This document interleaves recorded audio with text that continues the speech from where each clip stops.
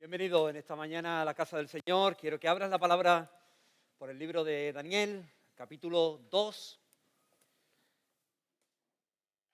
Daniel, en el capítulo 2. Daniel el capítulo 2 es un capítulo tan largo, tan extenso, que no vamos a cubrirlo con un solo mensaje en este domingo. Así que lo vamos a dividir en 3 mensajes, 3 domingos, y van a quedar desarrollados de la manera en que lo vais a ver ahora en pantalla. En principio, hoy vamos a trabajar el capítulo 2, versículos del 1 al 30. El pasaje lo vamos a titular, la meditación la vamos a titular Útiles para Dios en tiempos de crisis. El domingo próximo daremos Daniel 2, del 31 al 43, y lo vamos a llamar El gigante y sus reinos. Y Daniel 2, del 44 al 49, hasta terminar el capítulo, lo vamos a llamar La piedra y su reino. Te repito, útiles para Dios en tiempo de crisis, el gigante y sus reinos, y la piedra y su reino. Así que hoy, con la ayuda del Señor, y si tienes abierto la palabra, vamos a trabajar Daniel en el capítulo 2, versículos del 1 hasta el 30. En este pasaje, mis hermanos, este pasaje está situado 3 años después de la llegada de Daniel y sus amigos y esos deportados a Babilonia. 3 años que ellos ya han experimentado su ingreso en una escuela babilónica donde han recibido instrucción, enseñanzas de los mismos, en astrología, matemática, la religión babilónica, evidentemente.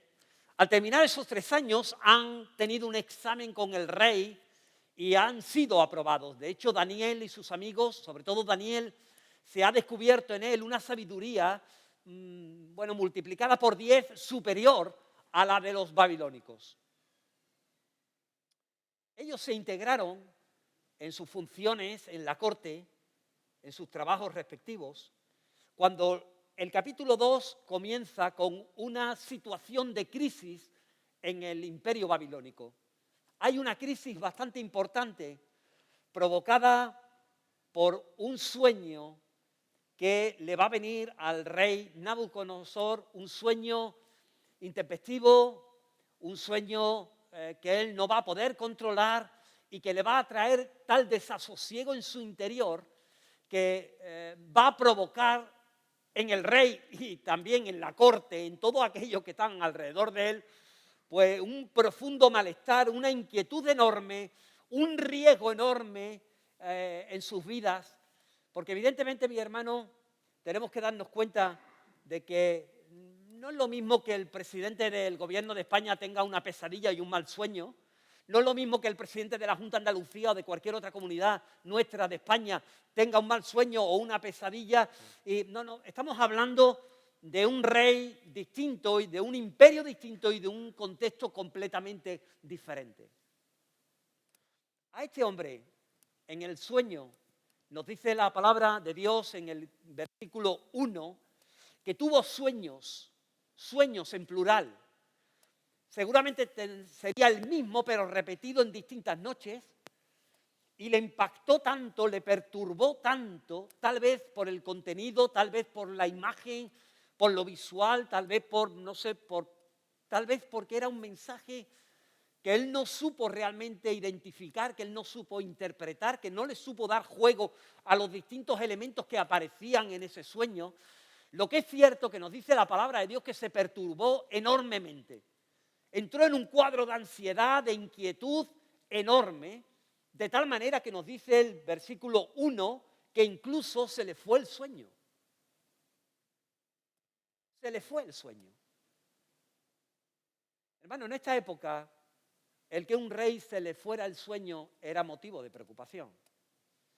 No estamos hablando de un rey cualquiera, estamos hablando de un rey absoluto, es decir, de un rey completamente dictatorial, de tal manera que hacía lo que bien le pareciera. Todos los que estaban alrededor suya tenían que andar, evidentemente, rindiéndole pleitesía, rindiéndole homenaje, reconociéndole, aceptando su voluntad, fuera en un lado o hacia otro. Nos dice la palabra de Dios en el versículo 5, en el capítulo 5 del versículo 19, este texto que es muy curioso, dice que a quien quería mataba, era una expresión de Daniel que dice que el rey a quien quería mataba, a quien quería daba la vida, engrandecía a quien quería y a quien quería humillaba. Entonces, imaginaros. Es decir, un hombre que estuviera atemorizado, un hombre que estuviera ansioso, un hombre que estuviera temeroso, un hombre que no durmiera, era un hombre, era una bomba en potencia, de tal manera que todos los que estaban alrededor de él, familia y no familia, criados, siervos, adivinos y no adivinos, estarían pues acongojados y estarían preocupados porque no se sabía por dónde podía este hombre salir. Le podía dar el punto de decir tú a este eliminarlo sin razón, sin nada, o podía hacer cualquier otra cosa. No solamente ya a los que estaban cercanos a él, sino incluso a su propio imperio y su propio reino. Las decisiones que tomaba las tomaba de una forma tan dictatorial que evidentemente hasta el último de la provincia más alejana podía verse inmerso en una situación complicada porque a él le dio o le daría el punto un día cualquiera de establecer un edicto, de establecer una norma, de cambiar una ley determinada. En este momento, en este mundo oriental en el que nos encontramos, estamos hablando del siglo VI a.C. aproximadamente, el tener sueños implicaba, a la gente le daba mucha importancia. Bueno, hoy en día igual, ¿eh? Hoy en día hay gente que tú hablas con ella y los sueños le dan una importancia enorme. Hay muchos que se levantan por la mañana y creen que el sueño que han tenido por la noche, pues le va a ocurrir, ¿eh? Incluso sin creerlo a pie juntilla, pero se sienten tan impactados por el sueño que les cuesta trabajo realmente remontar el día. El rey era consciente, y en esta época más aún todavía, de la importancia que tenía, y más cuando un sueño se repetía constantemente. Esto lo rayó todavía más, de tal manera que toda la corte que él tenía a su alrededor, de astrólogos, de sabios, de adivinos, estaban, dale que te pego, intentando de buscar la fórmula, de buscar el porqué, de buscarle la interpretación para que el rey se quedara realmente tranquilo y pudiera encontrar un sentido a lo que realmente estaba soñando día tras día. Estaba realmente mal. La palabra nos dice de que estaba perturbado. El verbo en hebreo, perturbar, implica entrar en un estado de shock, ir como de aquí para allá, ir de un lado para otro. Es decir, era una persona inconstante, nerviosa, excitada, impulsiva, llena de ansiedad, y llena de ansiedad sobre todo, mi hermano, por saber el significado real que tenía. Hasta el punto, ya os digo, de que se le fue el sueño. No podía realmente dormir.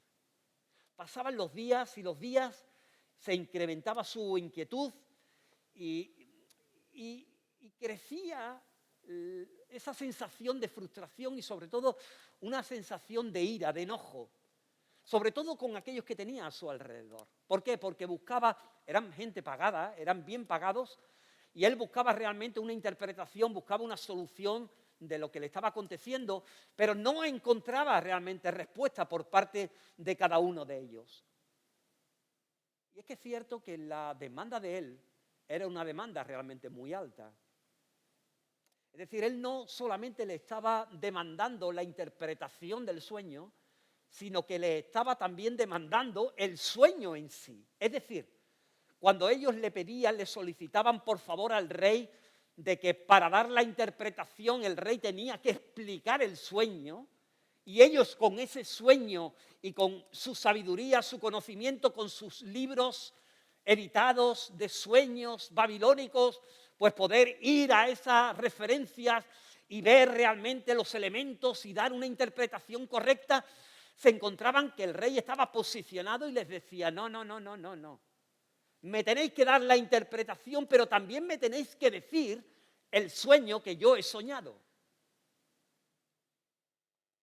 Lo intentaron de una o de otra manera, hacerle ver de que realmente ningún rey de la tierra realmente le había hecho esa solicitud a un astrólogo, a un sabio, pero el rey se mantuvo en esa posición de tal manera que enfadado, súper enfadado, viendo la negativa por parte de ellos, la inutilidad por parte de ellos,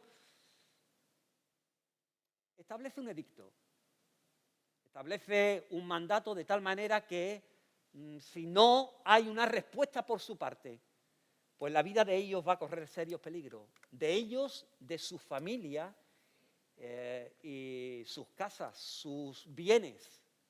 Dice la palabra, seréis, en el versículo 5 lo tienes, si tienes abierto el capítulo 2, dice, seréis hechos pedazos y vuestras casas serán convertidas en muladares.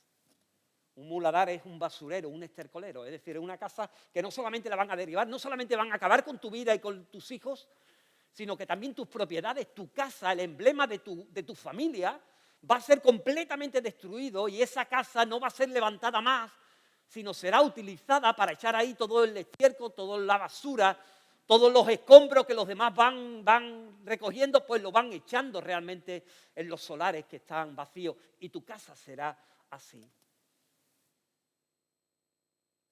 El texto no deja muy claro si el rey sabe o no sabe el sueño. Si lees conmigo el versículo 5, parece que sí. Si lees el versículo 5, dice que entonces el rey le respondió y le dijo a los caldeos, a los magos, a los astrólogos, le dijo, el asunto lo olvidé. El asunto lo olvidé. Parece ser que él manifiesta en este caso que sí, que lo había olvidado. Pero ¿sabes una cosa? La Biblia nuestra, la Reina Valera, sí traduce ese verbo y lo traduce como olvidar. Pero una gran mayoría de eruditos bíblicos no lo traducen de esa manera. Entonces tenemos que estar atentos y no dar por cierto con una absoluta certeza de que realmente eso es así. Porque hay otros eruditos que traducen el término y lo traducen de esta manera. La palabra, en vez de olvidar, lo traducen como seguro y como firme. Es decir, que él podía estar diciendo, mira, sabes el asunto, es decir, la orden que yo he establecido, la orden de que si no me decís la interpretación y el sueño, pues la orden, el edicto que yo marco es que realmente, oye, vais a acabar con vuestras vidas, vais a ser asesinados, vais a ser ajusticiados y vuestras casas van a ser completamente derribadas. El asunto, la orden, es segura o firme. Esto nos da a entender de que puede, mi hermano, puede que él no hubiese olvidado el asunto. Puede que él no hubiese olvidado el sueño. Puede que el sueño no lo tuviera muy claro. Puede que no toda la figura realmente la tuviera clara, pero se sobreentiende de que realmente tenía una perspectiva, una visión de distintos elementos del sueño muy aproximada. Si no, piensa que este texto, por ejemplo, esta frase que aparece en la palabra un poco más adelante, en el versículo 9, no se podía haber dado. Él no podía haber dicho a los adivinos suyos, decidme pues el sueño para que yo sepa que me podéis dar su interpretación. Si él no hubiese sabido el sueño o no hubiese tenido una referencia clara del sueño, evidentemente los adivinos le podían haber dicho cualquiera. Podían haber dado cualquier interpretación y él lo hubiese realmente ajustado. Cuando él les dice eso, es porque realmente tiene una referencia muy clara de lo que puede haber sido ese sueño. Pero bueno, apartándonos ese simple detalle, que la palabra tampoco nos da mucho descarte sobre el mismo y tampoco es significativo, lo importante, mi hermano, es darnos cuenta, meternos en el contexto de lo que está ocurriendo realmente en este palacio, lo que está ocurriendo en este imperio, y es que las cosas se están poniendo realmente muy feas. Babilonia ha entrado en crisis, porque ha entrado en crisis su rey. De repente, un sabio, de repente incluso hasta el propio Daniel, está tan tranquilo, está ya ocupando su puesto de trabajo, está beneficiándose de ciertos recursos y beneficios en Babilonia, y de repente el puntazo de un hombre que tiene un sueño y que ese sueño se hace repetitivo y que le trae angustia y ansiedad, ocasiona un estadio, una provocación, un estallido enorme de crisis en el imperio, de tal manera que hasta incluso las propias vidas de ellos están en juego. Un día estás tan tranquilo en tu casa, gozando de tu casa y gozando de tus hijos, y al día siguiente sientes la amenaza del rey que puede acabar tu vida. No sé si te recuerda algo, pero me parece que las crisis, tu crisis y mi crisis, vienen así, de esa manera. No llaman a la puerta y te van advirtiendo y te dicen, no, la enfermedad, un coche que se te estropea, otro coche que se te estropea, como al hermano, o una situación de paro, o una situación o un enfrentamiento con alguien, o un malestar determinado, una frustración, un no conseguir lo que uno quiere, un tener que dilatar las cosas. Hermanos, 77.000 cosas que nos suceden en la vida y que son crisis, que nos rompen, que nos rompen. ¿Estás conmigo en esta mañana? En esta crisis del capítulo 2 va a aparecer un hombre llamado Daniel. En una crisis hay un hombre de Dios que se va a levantar.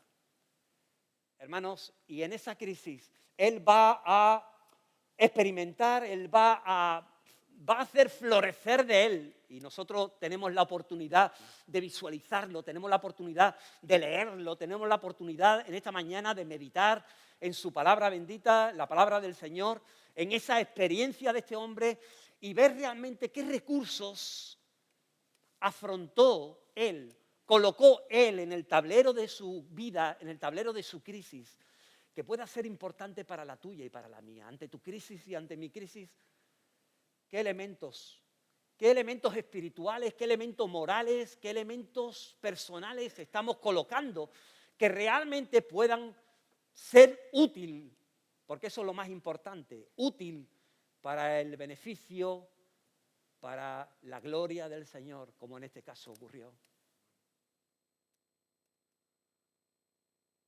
Va a aparecer el carácter de él, el carácter positivo, evidentemente. Va a aparecer, mi hermano, confianza, la palabra confianza. Va a aparecer la palabra oración. Va a aparecer la palabra gratitud, la gratitud. Y va a aparecer también la revelación. 5 elementos imprescindibles en una crisis. 5 elementos imprescindibles también para que tú y yo podamos salir de la nuestra. Acompáñame en esta mañana y vamos a ver el primer elemento, que es el carácter o la disposición. El carácter o la disposición. La reacción normal cuando nos topamos con un capitán de la guardia que toca la puerta de nuestra casa y nos dice: oye, vengo por ti, vengo por tus enseres, por tus cosas, y vengo para llevarte conmigo. Vengo para romperte el día, vengo para romper tu pensamiento, vengo para romper tu tranquilidad, tu paz. Vengo para romper tu rutina, vengo para romper lo que estabas haciendo. Y a partir de ahora, tú vas a hacer lo que yo diga, lo que yo haga, lo que el rey realmente tiene establecido. Hermano, la gran mayoría de las veces lo que surge de ti y de mí, pues sería frustración, sería desengaño, sería desesperanza, sería, no sé, sería incluso hasta, no sé, hasta un deseo de huida de la situación, ¿no? De no afrontamiento de la misma. Aparte del malestar o de la ira o de la rebeldía o de la incomprensión, de las dudas que te podían en ese momento, ese deseo de huida, ese deseo de no afrontar eso, ese deseo de que sea una mala pesadilla, una mala noche y que realmente esto pueda desaparecer de un momento a otro. Hermano, este hombre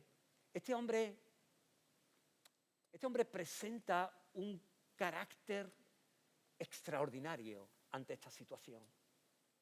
presenta un carácter digno de elogio y digno de imitar por parte tuya y por parte mía, porque no se deja llevar por la situación, donde tal vez tú y yo nos dejaríamos llevar, donde nuestra paz, al perderla, pues realmente no. En él se aprecia un saber estar, en él se aprecia un dominio de la situación, un autocontrol de la misma, de su carácter, de su personalidad, de su forma de que realmente llama poderosamente la atención. Mira, hay tres elementos, muy brevemente, hay tres elementos que aparecen en él y que me parece que son dignos realmente de tenerlo muy presente. Primeramente, el dominio propio, la prudencia y otro elemento que va a aparecer un poquito más tarde, que es la escucha activa. Pero el dominio propio va a afrontarla con un aplomo, con una compostura realmente digna, mi hermano. A pesar de todo el riesgo, porque es su vida la que está realmente en riesgo, pero él no va a entrar en pánico.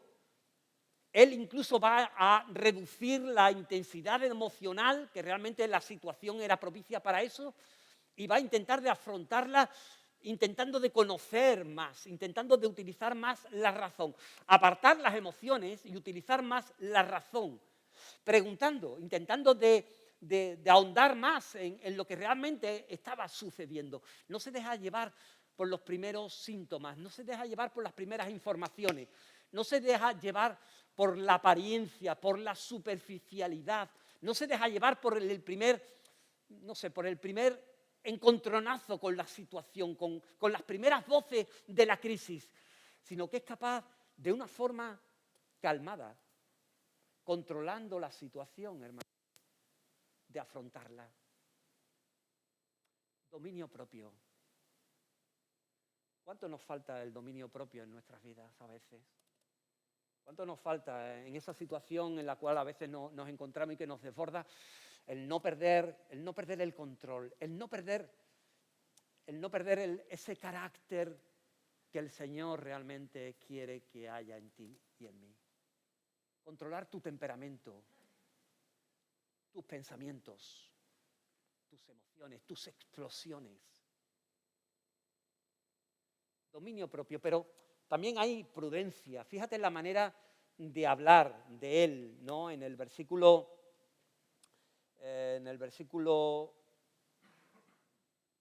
14 dice la palabra que entonces Daniel habló, ¿cómo? Fíjate bien, sabia y prudentemente a Arioc.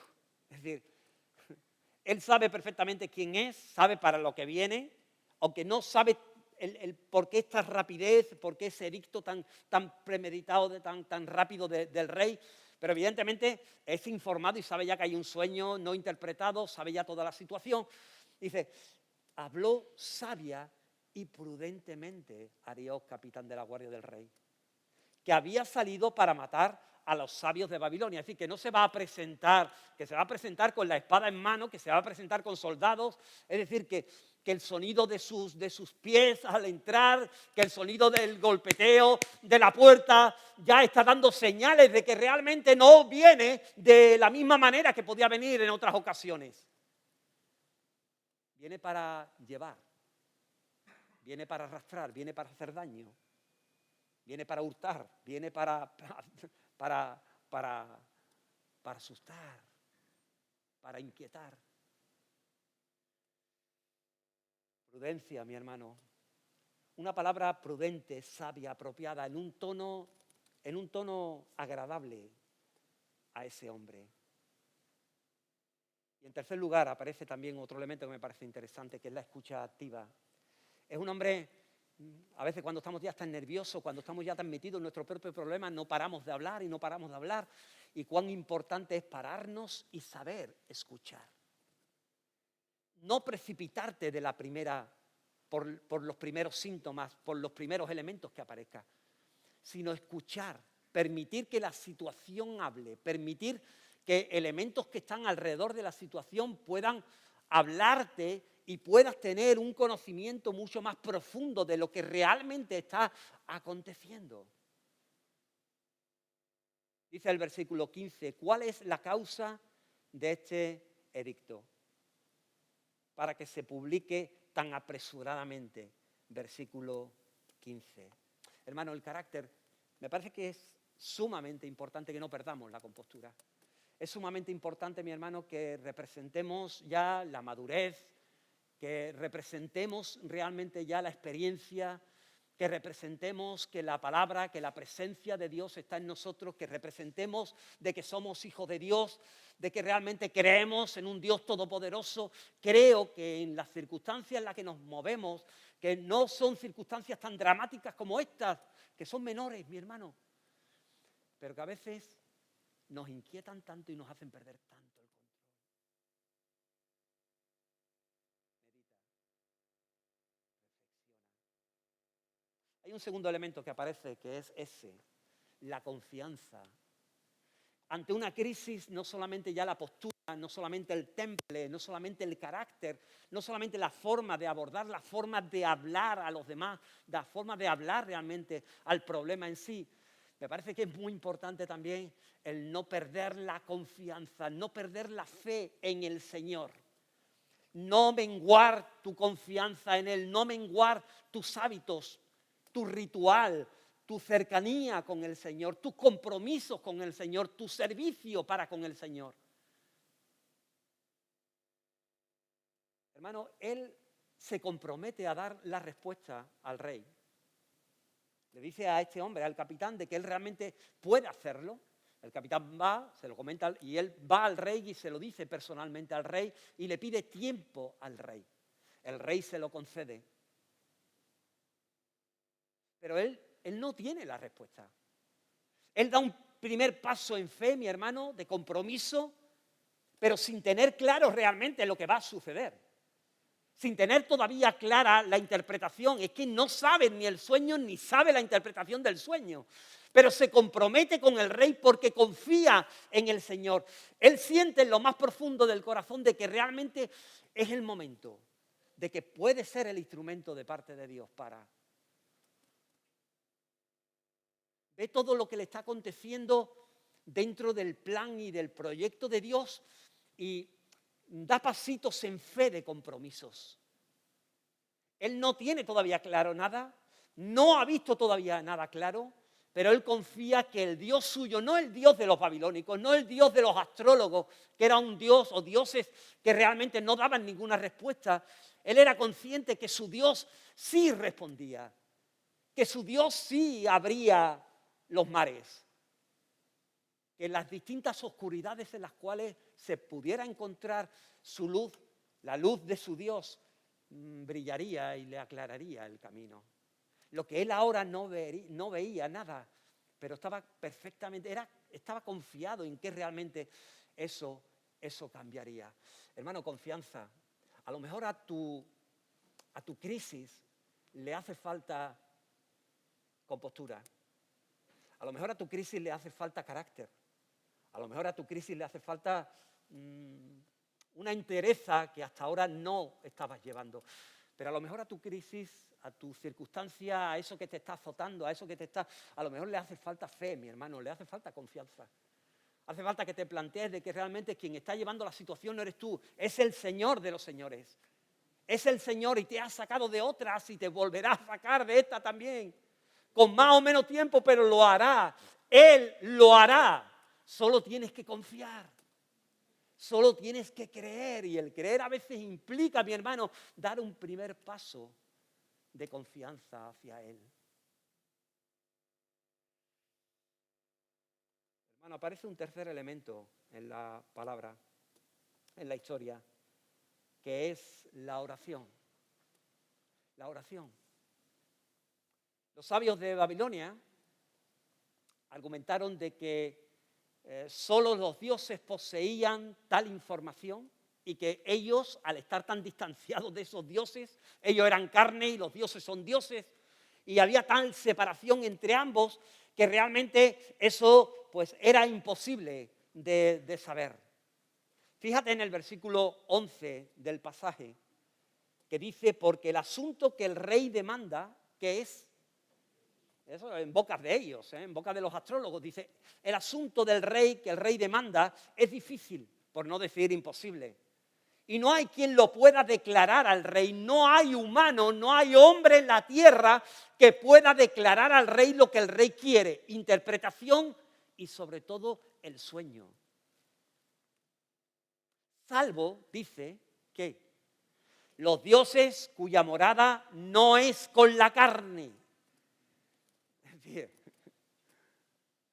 Hermano, aunque esta gente se suponía que ellos estaban en contacto con los dioses, aunque se suponía que ellos accedían a cierta información que para el resto del pueblo estaba en oscuridad, estaba en penumbra, ellos sí, eran sacerdotes, eran astrólogos, eran adivinos, tenían esa cercanía con ese mundo superior de dioses que realmente le podían dar la información, pero ellos están reconociendo delante del rey en el momento clave de que realmente no la tienen. No lo tienen. Han utilizado en otras ocasiones mensajes al rey y han utilizado una verborrea, han utilizado un lenguaje religioso, han utilizado a los dioses, han utilizado todo eso, pero a la hora de la verdad no creen, hermano. No creen en los milagros, no creen en lo sobrenatural, no creen que realmente los dioses tengan un contacto con los terrenales, con los humanos.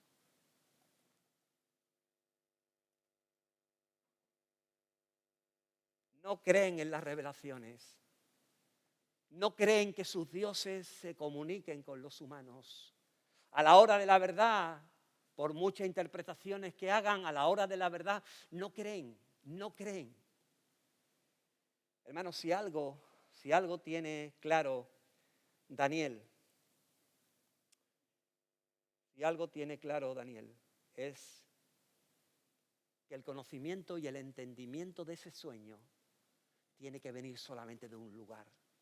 Y ese lugar es de arriba, ese lugar es de los cielos. Ese lugar es donde está el Altísimo. Es decir, el sueño y la revelación es por inspiración, por soplo divino. No le va a venir por sus propias especulaciones, no le va a venir por su propia interpretación, por su conocimiento sobre astrología en esos 3 años, por todos los estudios que él ha dado en Babilonia. Le va a venir por inspiración de parte de Dios. Porque Dios en su misericordia se lo revele. Él es consciente, mi hermano, de que su Dios es un Dios que inspira, es un Dios que sopla a los hombres, es un Dios que transmite palabra de vida a los hombres, es un Dios que se comunica a los hombres, es un Dios que se da a conocer realmente a los hombres y da a conocer el proyecto, la obra, el plan, el proyecto que Él tiene para los hombres. Es un Dios que da sabiduría a los sabios y conocimiento a los entendidos. Es un Dios que revela lo profundo y lo escondido. Es un Dios que conoce lo que está en tiniebla y la luz mora con Él. Daniel es consciente de que su Dios es un Dios soberano que está por encima de los cielos. Y está por encima de los cielos, y al estar por encima de los cielos está por encima del sol, de la luna, de los planetas, de las estrellas, es decir, de todos los dioses babilónicos que llamaban tierra, sol, luna. El Dios de Daniel es un Dios que está por encima de todo eso y que lo controla todo. Pero es un Dios que se acerca también al hombre y le revela y lo atiende. Y está en los detalles más pequeños y insignificantes. Y ante una necesidad del hombre, este Dios, el Dios de Abraham, de Jacob, de Isaac, el Dios de sus padres, es un Dios que ha estado atento y que lo cuida. Lo cuida de tal manera que él tiene que ponerse de rodillas. Anima al resto de sus compañeros a establecer una célula de oración, un momento de oración en su casa, y se ponen de rodillas y piden la ayuda divina a través de la oración. En la crisis de Daniel, para él la oración es fundamental, porque creen en un Dios que actúa, pero no lo creen porque otros lo digan, sino porque él ya lo ha experimentado, porque en la historia de su pueblo se ha manifestado, porque realmente la historia recogida de sus padres, la historia que le han enseñado, es una historia donde el Dios de Israel es un Dios que se ha mostrado permanentemente con el pueblo. Y algo tiene claro es que su Dios es un Dios cercano, un Dios que responde, un Dios que cuando está en juego su vida, cuando hay una crisis, es un Dios que mira esa crisis, que no se vuelve atrás, sino que observa, mira y ayuda en esa crisis. La oración de Daniel, mi hermano, es una oración que no es cualquiera. La oración de Daniel es una oración que es consciente de la gravedad. Cuando él está orando, él es consciente realmente de la gravedad, él es consciente de la situación, él es consciente de que si no hay una respuesta, está la muerte. Si no hay una revelación de parte de Dios, está la muerte. Si Dios no tiene misericordia de ellos, si Dios no le place realmente darle el sueño y la interpretación, aquí lo que se está jugando no es un no por respuesta, aquí lo que se está jugando es la vida de él, la vida de sus compañeros y la vida también de todos aquellos astrólogos, magos, etcétera, del pueblo que también caerían en ese mismo momento. La oración de Daniel es una oración que es utilizada como primer recurso. Me parece que esto es muy interesante y tiene mucha enseñanza para nuestras vidas. Como primer recurso. Lo primero que hace Daniel es orar. Nosotros tal vez es lo que hacemos en segundo, tercero, cuarto o en el último momento. Ya cuando ya actuamos, cuando hacemos, cuando deshacemos, cuando lo intentamos, cuando buscamos realmente los recursos y vemos que entonces como últimos recursos, entonces decimos, no tenemos más remedio que orar, ¿eh? Para Daniel la oración es el primer recurso. Daniel es consciente de que realmente es algo tan importante, es algo tan extraordinario, es algo que solamente puede venir de Dios y a Él tiene que ir. Y es una oración, mi hermano, sujeta a la voluntad de Dios. Él lo que busca realmente es, en su humildad y en su reconocimiento de impotencia, él lo que busca realmente es la misericordia de Dios. Fíjate en el versículo 18, si eres tan amable. Dice, el 17 dice, luego se fue Daniel a su casa e hizo saber lo que había Ananías, Misael y Azarías, sus compañeros, para que pidiesen, ¿qué? Misericordias del Dios del cielo sobre este misterio. Él tenía que clamar y tenía que solicitar, no declarar ni imponer, sino él tenía que ser consciente de que realmente no era nada, era una pompita de jabón en ese universo y que realmente la misericordia de Dios tenía que estar con él y con ellos para salvarlos y dar y solucionar la situación y solamente podía venir de él. Hermano, hay otro elemento que aparece también en la crisis de Daniel y que podía ser muy interesante de que apareciera también como recurso en tu crisis, en la crisis en la cual te puedes estar moviendo, y es la gratitud. La gratitud. Veréis, cuando el Señor les responde en esa misma noche, nos dice la palabra, que recibe la visión, recibe el sueño y recibe la interpretación, pero lo más destacado es que lo primero que él hace no es ir a Arioc, al capitán, y pedirle una cita urgente para realmente transmitirle ese sueño. No busca realmente al rey. Lo primero que él hace no es ir al sacerdote cuando es limpiado de la lepra. ¿Os acordáis de los 10? Del pasaje de los 10 leprosos.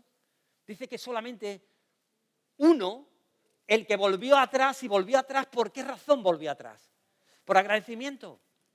Por agradecimiento.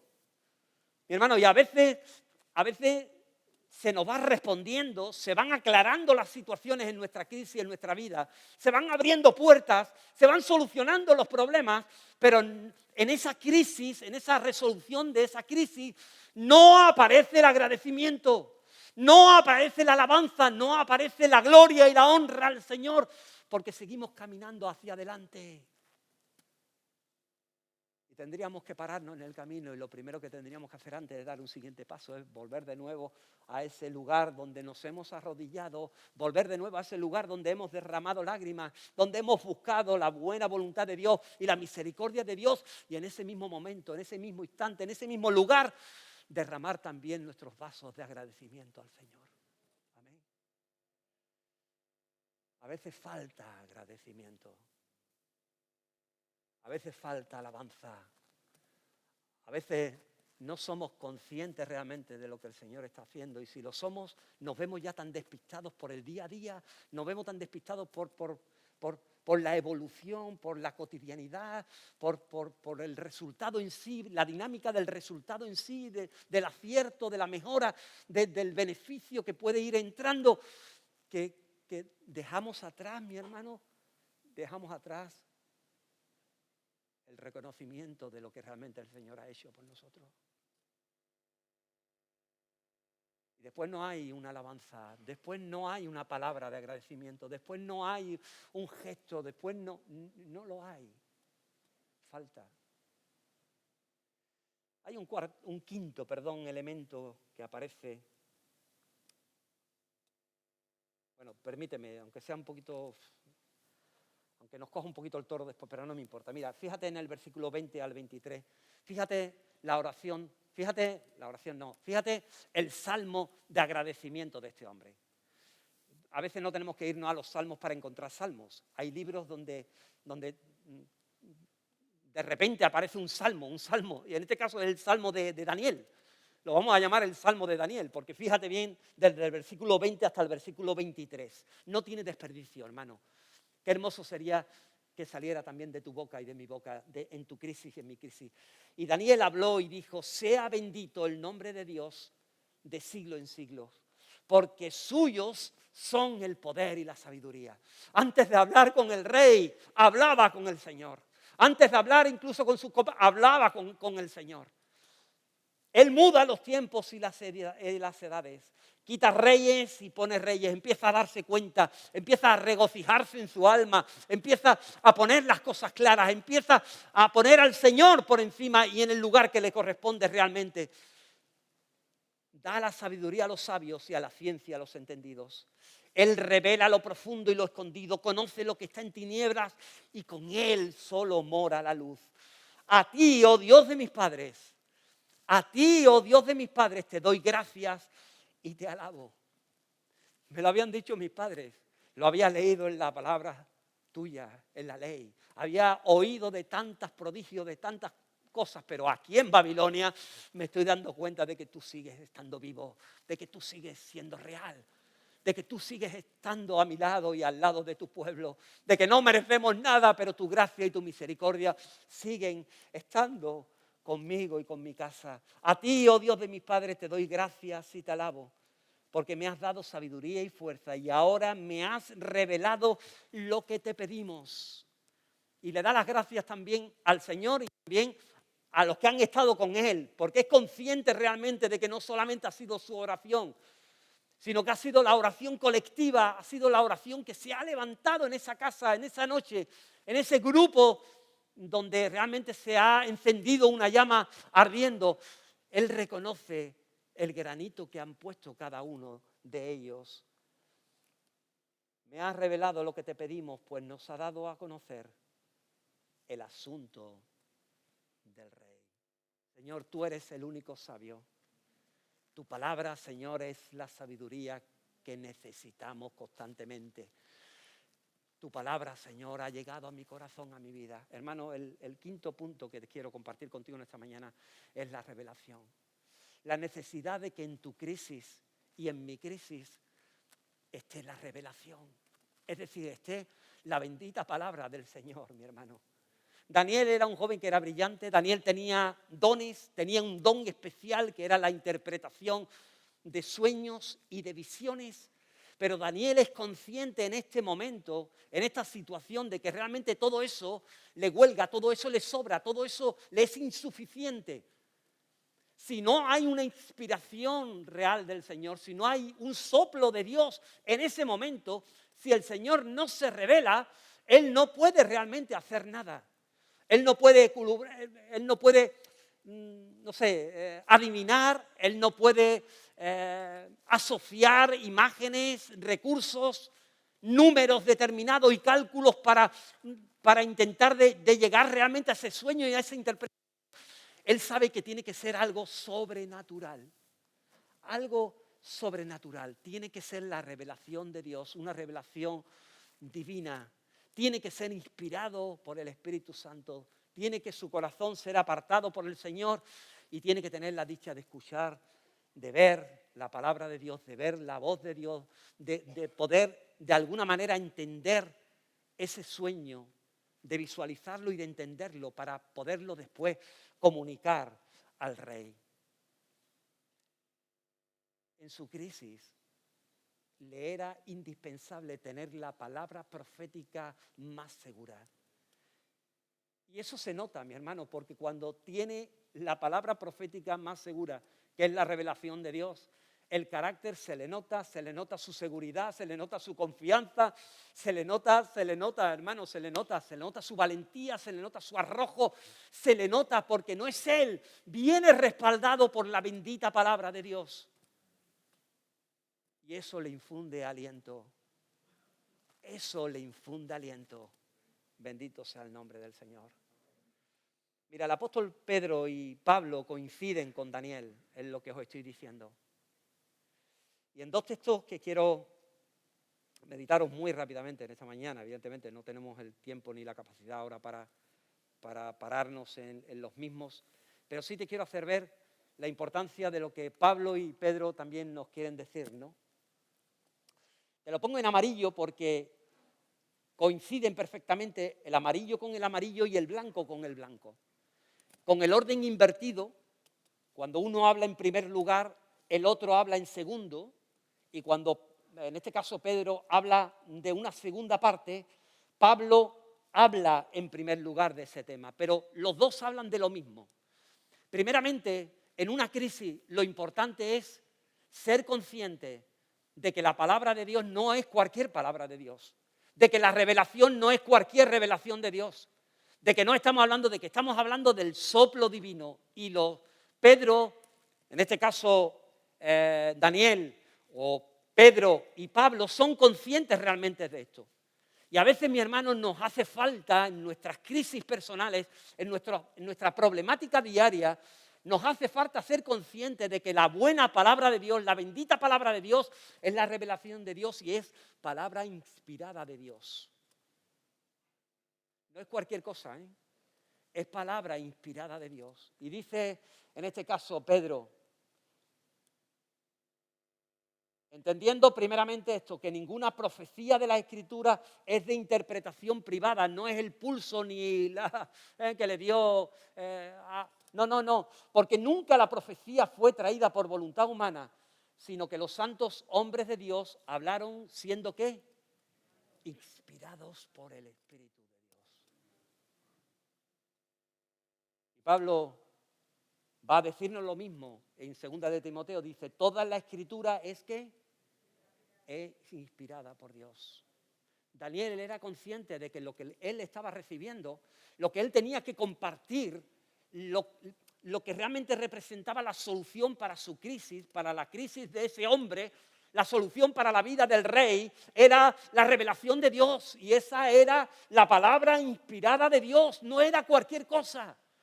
Había que reverenciarla, habría que meditarla, habría que reflexionarla, había que tenerla muy presente porque era el soplo divino, era la palabra de Dios al hombre, no era cualquier cosa. Utilizaba un Daniel, utilizaba un Pedro, utilizaba un Pablo, utilizaba a los profetas en el Antiguo Testamento. Eran hombres como tú y como yo, sujetos también a penalidades y sujetos también a... Claro que sí, pero apartados por Dios, inspirados por Dios. La palabra de Dios, inspirada por Él. Y una palabra que Daniel era consciente de que no solamente es que era inspirada por Dios y tenía que tener, y eso le daba autoridad y le daba realmente valentía y coraje, sino que era una palabra útil, necesaria para ese momento. Y es lo que el apóstol Pedro y el apóstol Pablo también van a decirnos, de que la palabra no es solamente inspirada, No solamente es que viene de parte de Dios, que ya eso es importante, y que el creyente de hoy en día, del siglo XXI, y con todos los azotes y todas las mentiras que están a nuestro alrededor, tenemos que decírnoslo, y tenemos que trabajárnoslo, y tenemos que meditar, reflexionar, y tenemos que decirlo en voz alta. Tu palabra es palabra tuya, Señor. Tu palabra es inspirada por ti, Señor. Palabra santa. Por eso decimos que es la santa palabra, porque viene del Señor. Y tiene autoridad sobre ti, sobre mí. No porque viene de un hombre, ni viene de una iglesia, ni viene de una denominación, ni de una religión determinada, sino porque viene del Señor. Pero es una palabra también que es útil. Útil, necesaria para tu crisis. No puedes superar esa crisis alejado de la buena palabra de Dios, mi hermano. Alejado del soplo, de la orientación, de la dirección, de la voluntad de Dios. Imposible, imposible. Dice Pedro, tenemos también la palabra profética más segura, a la cual hacéis bien en estar atentos. Él utiliza la palabra, oye, atentos en tu crisis, muy atento. Estás percibiendo ya los primeros síntomas, estás percibiendo realmente la situación. Ahora es cuando más atento tienes que estar a la buena palabra de Dios. No la dejes, no caigas en el error de otras ocasiones o de otros creyentes que lo primero que hacen en el momento de la crisis es olvidarse de. Daniel no se olvidó, Daniel era consciente y buscaba la palabra de Dios y toda la noche buscando la revelación, la dirección de Dios. Señor, habla al corazón. Dime dónde está el sueño, dime dónde está la verdad, dime dónde está la dirección tuya, dime dónde está la solución del problema. Mi hermano, cuando estés en tu crisis o si estás en ella, no te alejes de la buena palabra de Dios. Ahora es cuando tienes que estar más cerca de ella. Ahora es cuando ella tiene que estar, evidentemente, alumbrándola más en tu lugar oscuro, en tu tiniebla, en tus dudas, en tu situación complicada, hasta que el día esclarezca y el lucero de la mañana salga en vuestros corazones. Hermano, Pedro es muy claro, vamos a tener problemas desde aquí hasta que el Señor venga, hasta que ese lucero de la mañana, hasta que ese día esclarezca, hasta que el Señor venga de nuevo por su iglesia, por ti, por mí. Vamos a seguir teniendo problemas, vamos a seguir teniendo crisis. En Babilonia se van a levantar un día y realmente, bueno, van a ir cerrando puertas, van abriendo otras, van a levantar polvo, van a levantar edictos, van a inquietarte, van a hacerte perder la paz. Vamos a tener crisis constantemente. Pero para eso tenemos la palabra de Dios como antorcha, que alumbre tu oscuridad, bendito sea el nombre de Dios. Y Pablo decía, toda esa palabra es inspirada, pero es también ¿qué? Útil para enseñar, para redarguir, para corregir, para instruir en justicia, a fin de que el hombre de Dios y la mujer de Dios, a fin de que el Hijo de Dios sea ¿qué? Sea perfecto. Sepa caminar en las crisis. Sepa caminar bajo las aguas, en la tempestad. Es fácil hacerlo, mi hermano, cuando todos estamos bien. Pero cuando las cosas van mal, ahí es donde realmente se prueba el Hijo de Dios. El Hijo de Dios. ¿No te parece que la revelación del sueño de este hombre refleja lo que es la palabra de Dios? Claro que sí. Este hombre necesitó a un Daniel para que le revelara la palabra de Dios. Su corazón y su mente estaban cerrados, entenebrecidos, estaban bloqueados.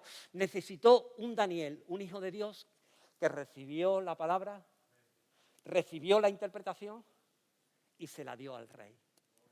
Te quiero animar en esta semana, mi hermano, porque eres Daniel y porque hay muchos alrededor tuya. No solamente la necesitas en tu vida y en mi vida, claro que sí. Pero ser consciente en esta semana, en tu crisis, en mi crisis, pero ser consciente en esta semana de que hay muchos también alrededor tuyo, muchos reyes babilónicos alrededor tuyo que están ciegos y que necesitan la revelación que Dios te ha dado. Amén. Necesitas la interpretación, necesitas que pases tiempo con la palabra, necesitas que seas un instrumento en las manos del Señor en esta semana.